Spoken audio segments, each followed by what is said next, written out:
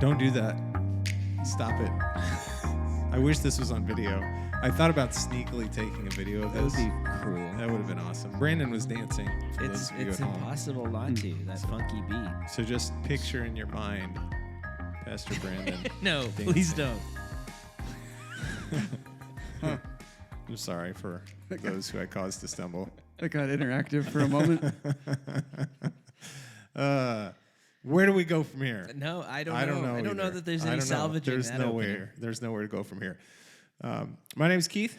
I'm a pastor at Stonebridge Church on the southwest side of Cedar Rapids. This is how I got to find a new way to start this off. It's almost like when I get up on stage and I'm like, I'm one of the pastors here. Well, You just can't break away. it's okay. It is okay. It's okay. This guy that's telling me everything's okay is Brandon Levering. Hello. And right next to him, who you can't see, so I don't know why I'm saying that, is Josh, always on your side. mine or I the don't know. listener? Everybody's. It sounded cool. I thought I'd try it out. Yeah, it sounds, that's fun. That's a nice thought. Mm-hmm. I'm going to test that theory, Yeah. especially today. No. So we are, last week we started doing sort of a roundtable podcast, and our brother in arms, Steve, is most likely going to be joining us at some point during our discussion today. But we started off last week with just having a general roundtable discussion on what we're talking about, which is our sermon series, Strangers and Exiles, and how should Christians interact with, engage culture in these current times. Yeah. I thought it started off pretty well last week in terms of just kind of framing the discussion. But you, this past weekend, decided to get into it a little bit more. Well, yeah. I mean, And you're scaling up as we go along. It's a like little you bit. stacked them. You've kind of noticed that, right? So, yeah, I mean, we started just kind of laying a general foundation, looking at 1 Peter chapter 2, verses 9 to 12, and our identity as strangers and exiles. And what we looked at this last week, I picked cancel culture was the topic we looked at this last week, largely because if we don't find a new way of personal or public discourse, we're not going to have any hope for navigating the upcoming topics. Like, part of the biggest challenge right now is that not only are we divisive, we're so, and speaking generally of Western culture here, we're so tribalistic and territorial that we can't even risk conversation with somebody who sees things differently. We're all on edge, and so thinking through that, one, acknowledging that and just kind of sitting in that reality, the culture of constant contempt, but then also turning to the Lord for mercy. We looked at Psalm 123, where the psalmist cries out in the midst of this suffocating judgmentalism and scorn and contempt, and looks to the Lord's hand for mercy and waits for him. And just how that helps us reset the conversation, reset the tone, reset our priorities, what we're trying to accomplish. It's an uncomfortable place to start in many ways, but hopefully helpful. Yeah, So. I blame the Gen Zers, honestly. I put Would you the say square that on you their would like shoulders. to cancel them? Oh. No, I wouldn't. That's a good place to start. What a transition that was. We do want to start by framing up exactly what we mean when we talk about cancel culture. Yeah, it's kind of a junk drawer term in some ways. Because there are probably some people this weekend who, even with cancel culture, they maybe understand what we're talking about, but there's a confusion. So, like, cancel culture, we could maybe start here. Cancel culture is not just being heckled. Yeah. Right? Yeah. So, like, being heckled is one thing. Like, if I say something and somebody says, that's the dumbest thing I ever heard, that's not being canceled. Correct. Right? It would be like It'd be more insulted. Sure, right. And like political discourse has almost always been that way. Or Yeah, even yeah. church. I mean, like, there was this great thing online. I don't know if it's still online, but years ago, there was a Martin Luther insult generator I think online. I saw that. Oh my gosh. If you've never read any of Luther, if you're listening and you've never read any of Luther's insults, you probably should. Just for a framework of what was going on in that guy's mind. Not necessarily by way of imitation. Right, yes, correct. Correct. Good clarification. But he was not, I mean... Yeah, insults are not new. I think he actually called the papists a donkey fart at one point. which we couldn't get away with that now. No, right? no, And I say that to say, well, same thing with like Abraham Lincoln was really almost to the level of canceling in terms of how people spoke about him, because people hated Lincoln, didn't think he was fit for the presidency and such. But there's a difference between being heckled and cancel culture, and so I think maybe that it's good for us to get that out of the way first, because I think sometimes when we think of being canceled, we think I give my opinion and somebody calls me dumb. Yeah. That's not exactly. So scorn, contempt, judgmentalism, all of that's as old as the fall of humanity. Right? None of that's new. I think the two things that make our current culture somewhat unique, one is what I described Sunday as kind of the ubiquitous presence of it. Like we're just always judging and being judged, like the inescapableness of it. Right. But second, that the aim of cancel culture, there's no mercy in it. Like it's one thing to be insulted. It's another thing that you are now and forevermore disqualified from talking about this or being my friend or working this job or whatever. Like it's just the immediateness and the irredeemability of our condemnation. Right. Like you are done.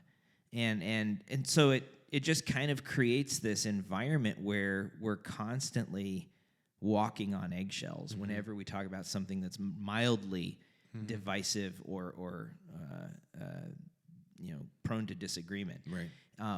We feel the need to constantly censor ourselves, or we kind of pile on. We ride the wave of judgmentalism and just kind of use those tactics to mute the people we disagree with. And so we find, it's exhausting and frustrating. It is exhausting. Yeah.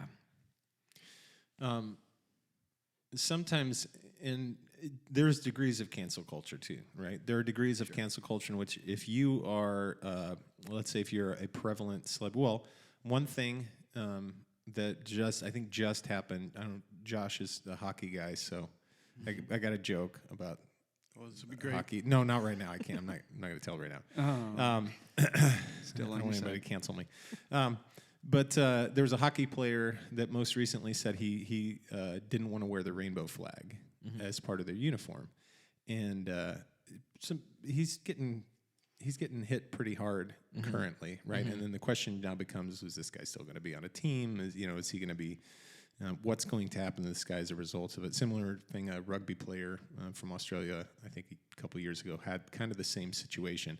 There are degrees of cancel culture. There's one thing to be kind of shunned by people. It's another thing to have your livelihood taken by the things that you express. So there are also, not only is the establishing what it is, but also establishing that there are degrees of being canceled is also probably not just...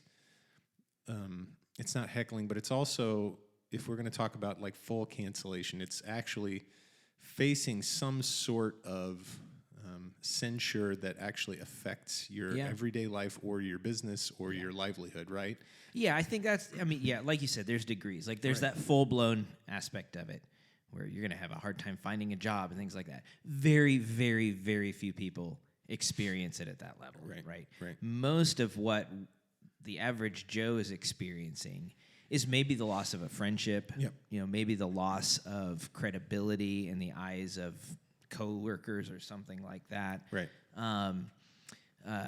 Or there are times where, you lose a job or you lose a church family. So with and we've seen a lot of that given kind of, the last few years of just kind of the heightened rhetoric. Right. So many pastors or churches have just found themselves at odds where people are leaving. They feel like there's no longer a place for me here. I can't actually be honest about what I think or who I am.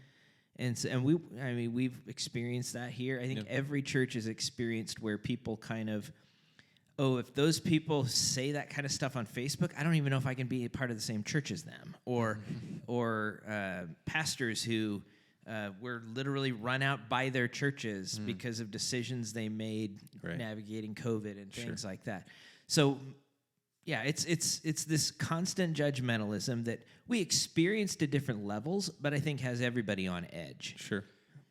Yeah, I think the idea of cancel culture, as I understand, has been has been perplexing to me because it seems to have risen on and be dependent of social media. Mm-hmm. I feel like that's a huge factor there, and so there was a short couple of years there that I really enjoyed social media, and so that's just kind of my own bias to it is very much against it. So You should see his anonymous accounts. Like MySpace. MySpace was great. That was really great. MySpace was the best because it was like normally, at least in my neck of the woods, was almost always affirmation. Mm-hmm. These great pictures of your emo long hair and It was good stuff. And having the music in the top corner. yeah, I know, that man. was my favorite I wish part. Facebook had that. Yeah. Let's bring back MySpace. No, let's not. Okay.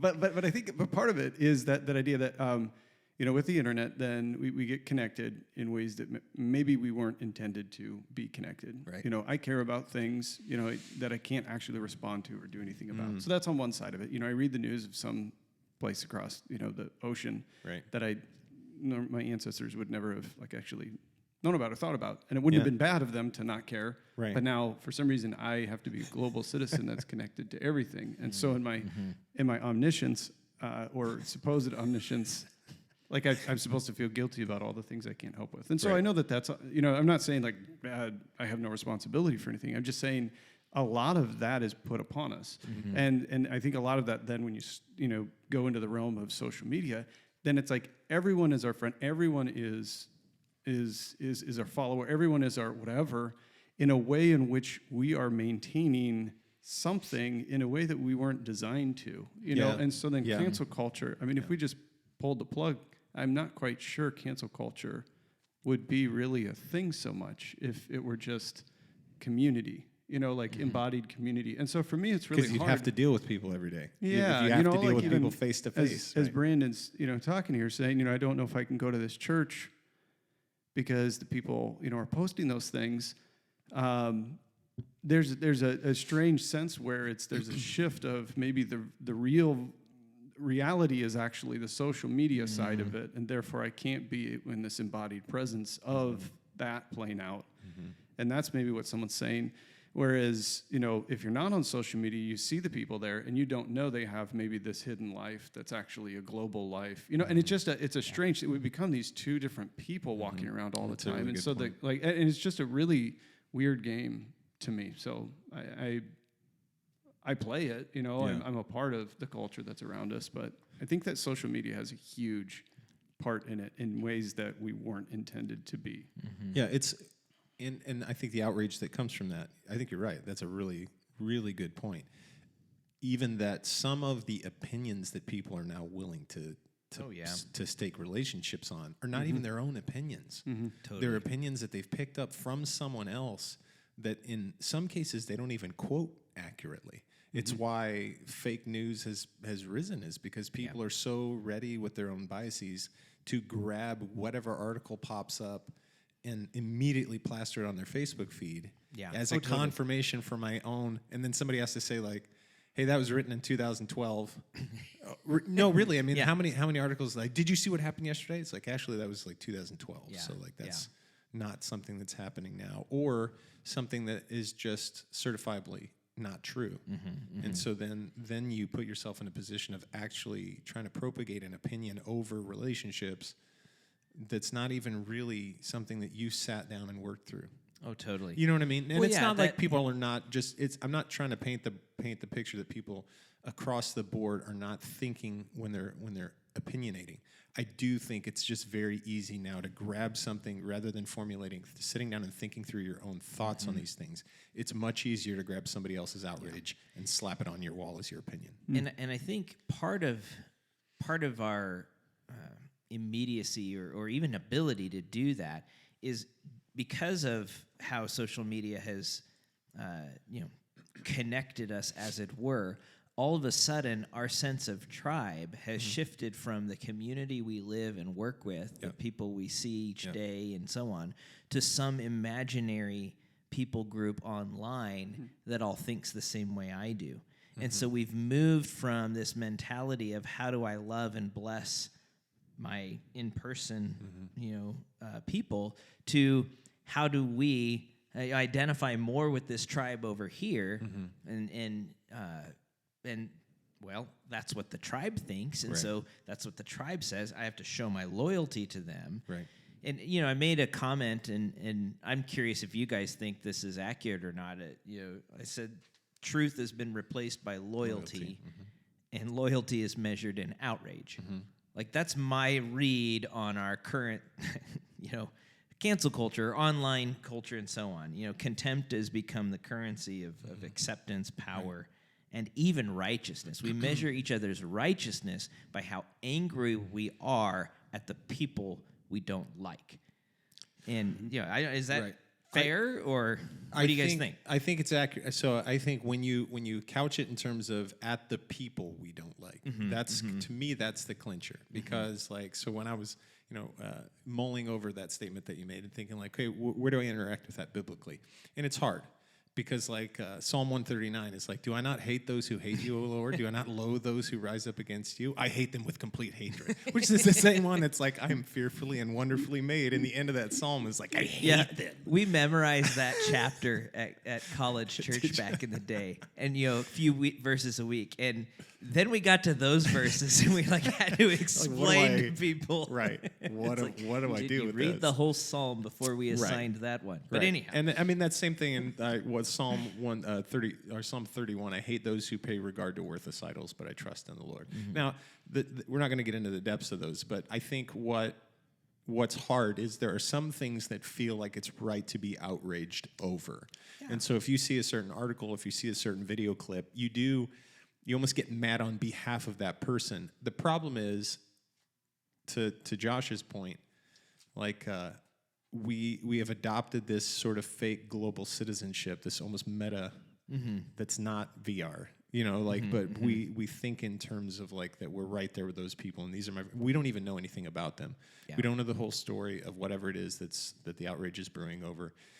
But we know that we're identifying with that person, and we hate whoever else is on the other side of that. Yeah. Because they're trying to hurt this person that we're on the same side as. So I think it's tricky because there are things that are worth getting outraged over, but the point that you made, as long as the outrage is not our moral, my personal perfection against this person's horrible. There's a self-righteousness that flows underneath all of this, right? Right.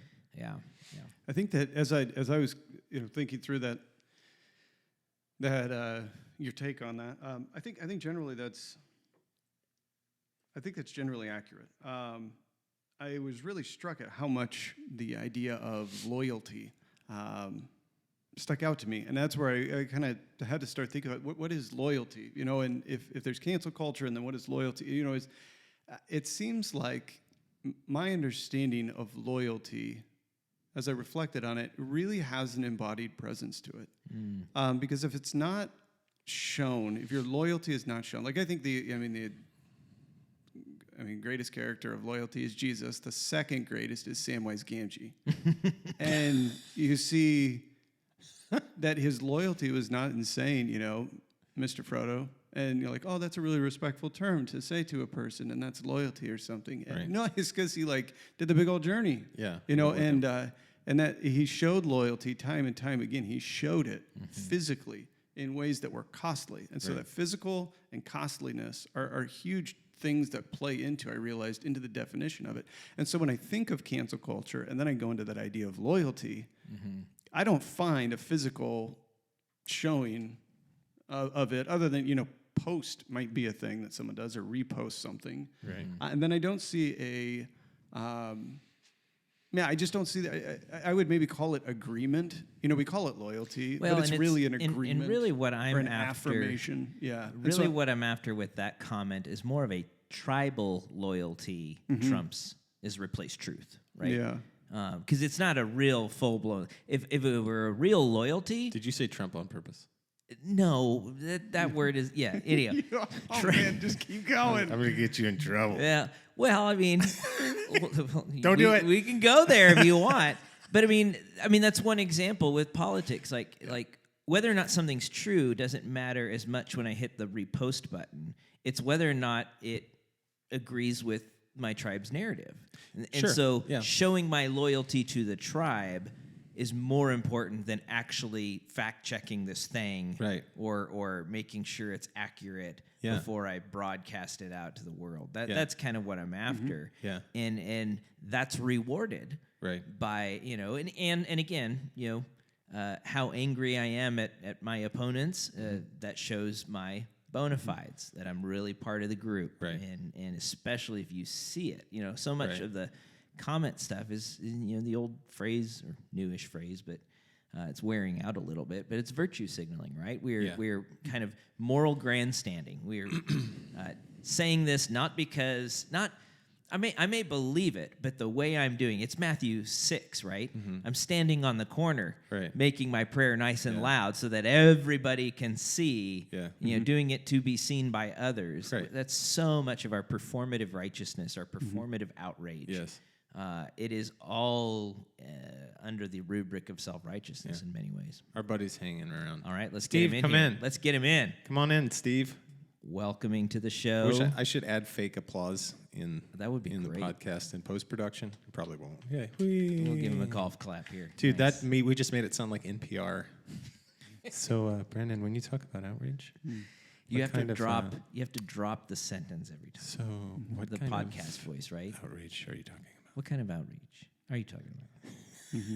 I don't know. about? Next week listened we'll to do too the many of these. politics one on. I'm- So, but That's the best introduction I've ever had. yeah, Good, This good. whole conversation. put that close to your mouth. Sorry. You don't have to sit weird, but it's why I wish I would have videoed it. But here, let's kind of to jump off of like what you just said. Being in the same tribe with people, I think we generally understand that we gravitate towards our Sure. our unconscious bias or whatever that may be, and I think some biased positions are obviously better than others. Like if you were to ask me, us as Christians, I would say the bias of like being against abortion, that's a pretty good bias. Yep. So like we're gonna join together on Yep. things like that. That's kind of an easy one. But the other side of this that we need to talk about as it sort of deals with cancel culture is, okay, so we know that we're going to have differing positions. How then, though, do we interact with and treat those people whom even are on radically different sides? So if I'm on one side of an issue and somebody is on a completely different side, then how should we interact with, dialogue, treat the people who are on the other side? And you brought this up really too in the sermon, that this concept of like of loving our enemies. Why is it now the worst thing to be like? The worst thing to be is kind. Yeah, I mean, It's almost kindness worse is a than not liability. having an opinion. Yeah. People will yell at you for not having an opinion, but then when you're trying to deliver your opinion in a way that is gracious and loving, then you get nailed for being a sissy, right? Or like, you're a beta male because you won't scream everybody down. It's like, sorry, not everybody can be Joe Rogan. So, I mean, kindness is seen as a liability and a weakness, Right. In our which is interesting. Scott Sauls has this wonderful book. What's it called? A Gentle Answer. Is that it? Yep. And he talked about this a year or so ago at the EFCA Central District Conference. But what he put his finger on is, as much as we view kindness as a liability today, there is a cultural hunger for it. And he gave two examples. One, the sudden obsession with Mr. Rogers again the last few years, documentaries, movies, and all of that. Well, he was this embodiment of gentleness and kindness. And then his other example, which I still have not watched was Ted Lasso. He's just like this, and everybody, but you want to be friends with that guy, apparently. Again, I haven't watched it. But there's this cultural hunger for it, and yet there's this fear or anxiety of what people will say if I actually embody that. It's this weird dynamic. I don't know. yeah, I don't quite. I mean, I'm not going to say this. I get it. Like, I get it because if I'm honest, I think sometimes it's personality type. I am I'm a pretty emotional person. So like when I get fired up about something, it is very hard. And this is just like, this is the sinful edge of being a fiery temperament. It's very hard for me in the moment sometimes to divorce the issue from the person who's propagating the issue, right? So my default, and as my kids have gotten older, will point it out to me, I'm not always kind in the way that I speak about an issue. The people that are on the other side of an issue, be it like, abortion, homosexuality, trans stuff, more kind of progressive politics and stuff like that. I can be very unkind in my rhetoric, when I'm speaking to my wife in the presence of my kids.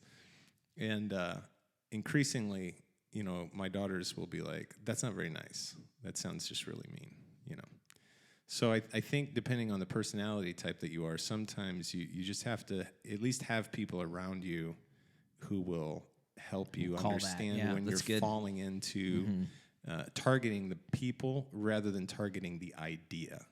Like tearing down bad ideas is good. Yeah. But tearing down the people who have the bad ideas is not always good. Sometimes you need to expose the motives behind it. There are times where, you look at Paul and Titus, warn a divisive person once, warn him a second time, have nothing to do with him after that. There are times where, for the sake of guarding the flock and the health of the flock, that you do build some fences and draw some lines, right? Yeah. But as a default reaction, which is kind of where we live today, that's not like the like that's the last resort, not the first tactic, right? Yeah, I'm the guns blazing guy. Speaking of Titus, Titus chapter 3 verse 2, right? There are kind of 4 things that Paul gives us in there. Speak evil of no one, avoid quarreling, be gentle, and show courtesy towards all people. Wow.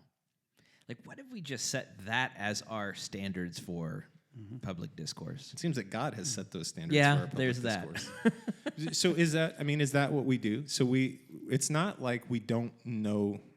So what happens to us as Christians, okay? So if we have commands in the Bible as to how to dialogue with people, and we choose to set those aside because of our heightened sense of morality, what are we saying? I mean, what are we communicating when God has given us a way to interact with people by command, but we supersede by our own actions or our own understanding his commands because we think there's a much better way to deal with people, right? And I'm looking at Josh only because I don't want to put you on the spot here, but I think one of the things that I love about us as a staff here is even the 4 of us in this room are all very different personality-wise. Yeah. And I think in terms of temperament, Josh and I are probably like on the opposite ends of the spectrum because he's like the nicest, kindest guy I've ever met. And I'm just a raging jackhole most of the time.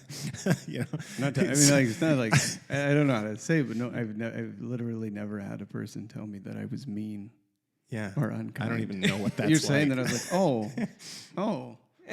Yeah. But I get so I often will think I don't wear the I should wear a WWJD bracelet, but I should tell people it's what would Josh do.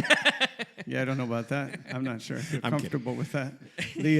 But I think it's good for those of us who are a little bit more hot tempered to be able to ask a brother who's more inclined to those things. But what do you think about those things? So I've not So I've not been accused of being unkind or rebuked for being unkind. However, on the other side, sometimes people think that I'm just making concessions left and right.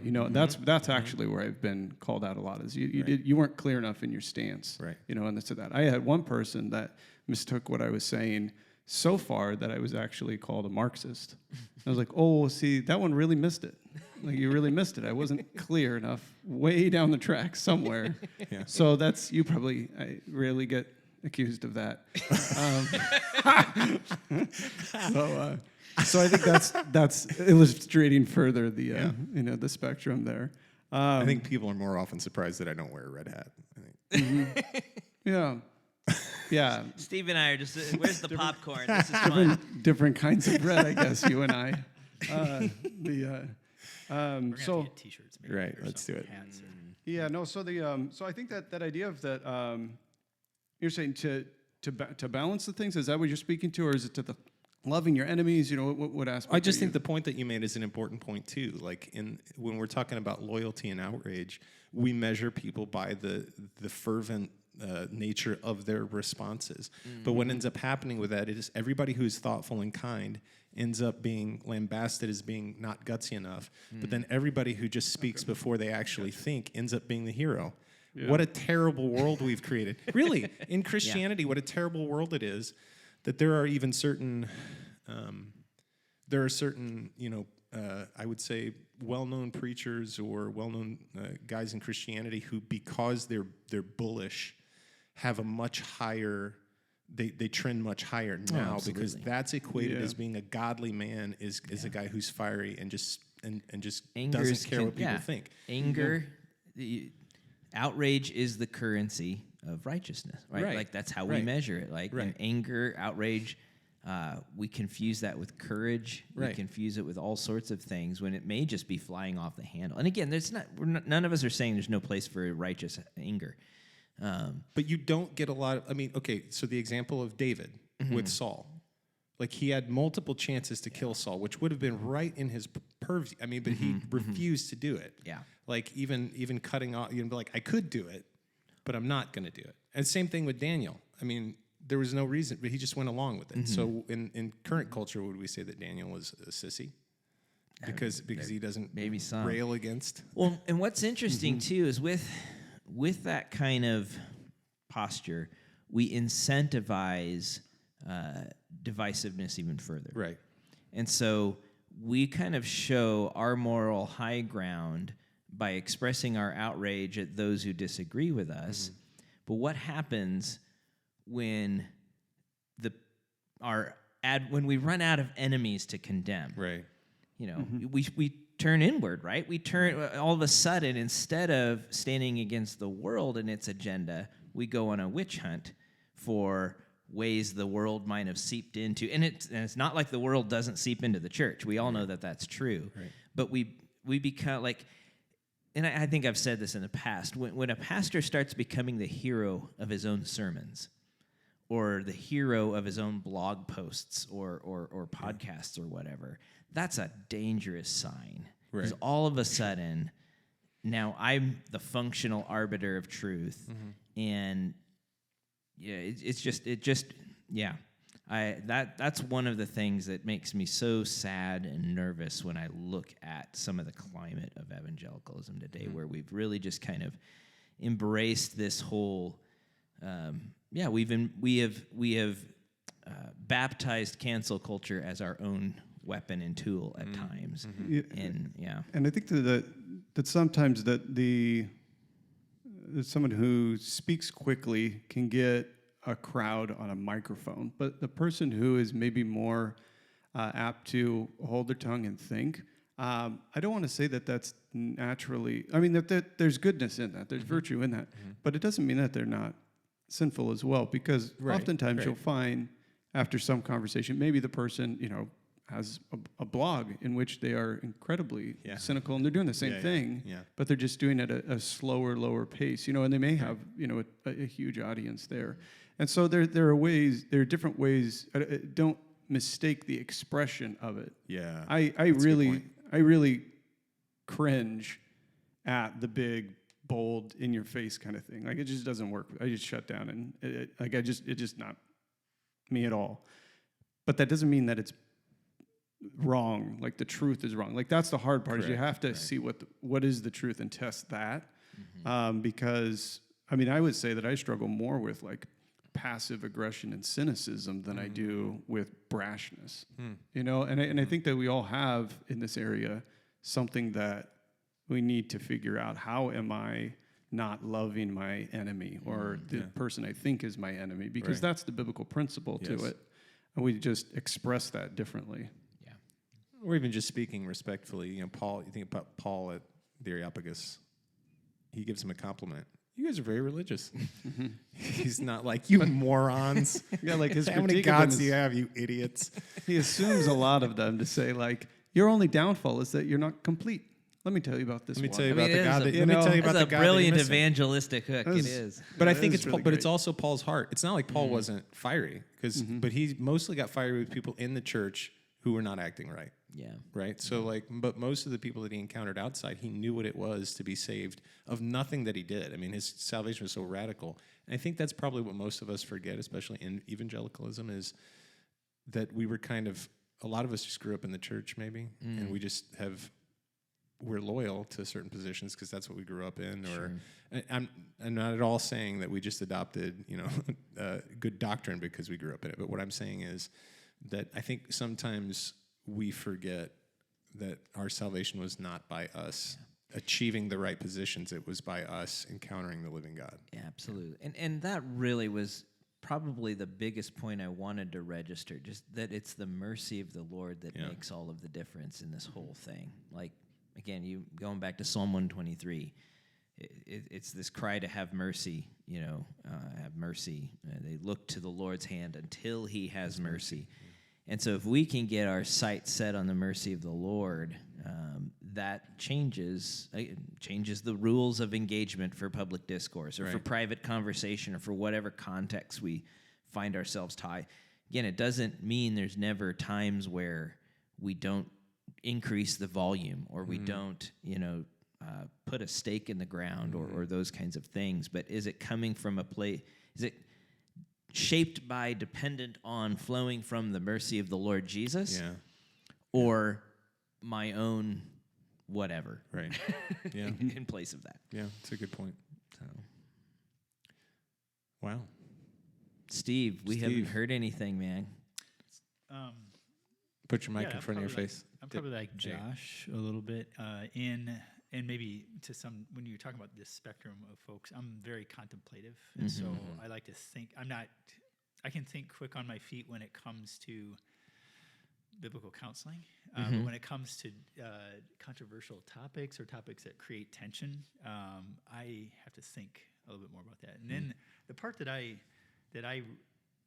hear what you're saying, Keith, like you're ready to engage, like when a topic comes out, and Josh may be, I hear you describe him a little bit reserved, and for me, I wrote down in one of the questions from the discussion this week in our men's group about, I think mine isn't so much fear as it might be a combination of either apathy or also just this idea of there's so much going on in my sphere already. Like, do I want to devote any time to this? And here's how much emotional capacity do I have to Exactly. care about this? because Mitigation, all that's of it. I mean, Steve even and spending I some do that, time yep. with my wife or my children in any given day can really can be very draining in a good way, in a healthy way. But I don't have much more left to give to anything else.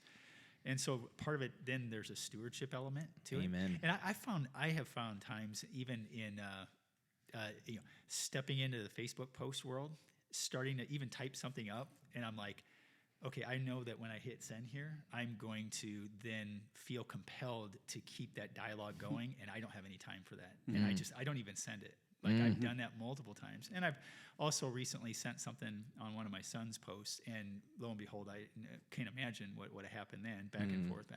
And so I have to think up front for me, do I have time to invest in this conversation online? And oftentimes I just pull back because I don't. So sometimes that could be a cop-out, and that's where I have to discern, am I just using an apathetic, I don't have time, or is this a discerning, I don't have time? That's a great question. So that's where my dilemma is. And then I think the questions that were even arising this week when we talked about rules of engagement as we forecast and look ahead are, all right, practically speaking, if I engage, what are going to be maybe hills worth climbing or dying on that I'm going to engage in? I want to know what those are, or at least I want to try to figure them out for myself and for those that I'm talking about this with, so that it's a calculated engagement and not just a, hey, there's a firestorm, let me jump into that one and expend the last 30% of my emotional capacity for the day. So these are the things that I'm kind of mulling over as I heard you two talk about, like maybe like your posture and responses. My posture is different, not any better, just I'm trying to figure out, am I apathetic, which I am at times, or is there any discernment at play here? So Well, I think the best way to kind of cascade. I think the best way that we could couch this is, even in this conversation, what we're picking up on is like, we can at least all admit that none of us have all of the answers, nor the position or the platform to disseminate those answers in a way that everyone's just going to be like, oh my gosh, you guys are right. I mean, part of the reality is the Psalms were written because those people were beset by ungodly people who did not bow the knee to the Lord, and it's always going to cause tension for people. For those who are the people of the Lord, it's always going to cause a lot of tension. So we just want to hold that tension with grace and with mercy. We want to treat everybody as Christ has treated us, and just encourage one another to accept it. But why are you guys dancing?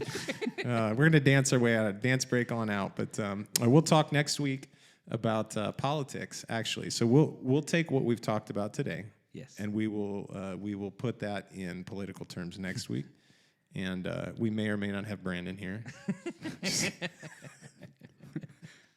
I'm just praying to have a job in March. Oh, That's you been will. my mantra. You're fine. You're fine. Our people are great. But if you have any questions, anything that maybe we didn't answer that you want to hear a little bit more about, please email us. But keep listening. Next week will be a good one too.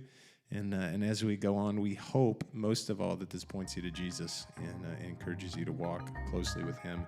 And whatever it is that you're saying or doing, would you please base it on the context of